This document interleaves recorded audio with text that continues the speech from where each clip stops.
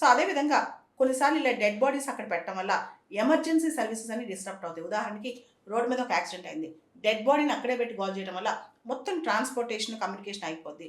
Law and order fail అయిపోద్ది అనమాట. దాంతోపాటు కోయర్సివ్ టాక్టిక్స్ అనమాట. అంటే డెడ్ బాడీని చూపించి భయపెట్టడం, ఒక ప్రెషర్ క్రియేట్ చేయడం, పోలీసులు కూడా తొందరగా యాక్షన్ తీసుకోవాలి, లా ఎన్ఫోర్స్ మెకానిజం కూడా తొందరగా వర్క్ చేయాలని చెప్పి ఒక భయపెట్టి చేయటం. అండ్ డెడ్ బాడీస్ అలా డిస్ప్లే చేయడం వల్ల మీకు అందరికీ తెలుసు, డెడ్ బాడీస్ ఎక్కువ టైంలో అలా పెట్టడం వల్ల కూడా పబ్లిక్ హెల్త్ కూడా నష్టం, ప్రజారోగ్యం, రోగాలు, మానసికమైన ట్రామా ఇవన్నీ కూడా. దీనివల్ల చాలా ప్రాబ్లమ్స్ వస్తాయి, సెక్యూరిటీ థ్రెట్స్ కూడా వస్తాయి. దీనికి సంబంధించి తమిళనాడు పోలీస్ కమిషన్ రిపోర్ట్లో సెక్షన్ 163 ఆఫ్ భారతీయ నాగరిక సురక్షా సంహిత కింద ఏదైతే యూనిక్ ఛాలెంజెస్, కొన్ని కొత్త ఛాలెంజెస్ వస్తాయో దాన్ని అడ్రస్ చేస్తూ పోలీస్ స్పెషల్ యాక్షన్ తీసుకోవచ్చు, ఆ పవర్స్ పోలీస్కి ఉండాలి అని చెప్పాలి అని చెప్పి ఈ రిపోర్ట్ చెప్తుందనమాట.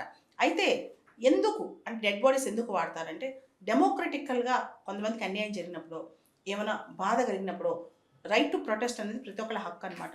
సో ఆ టైంలో ఎవరికి నష్టం జరిగినప్పుడు ఆ డెడ్ బాడీ, ఆ వ్యక్తి జీవించి ఉంటే తన నష్టాన్ని ఎలా పూడ్చుకునేవాడో, చనిపోయినా తన ఎమోషన్ని చూపించుకునే విధంగా చుట్టుపక్కల మనుషులు దాన్ని ప్రదర్శిస్తూ ఉంటారనమాట.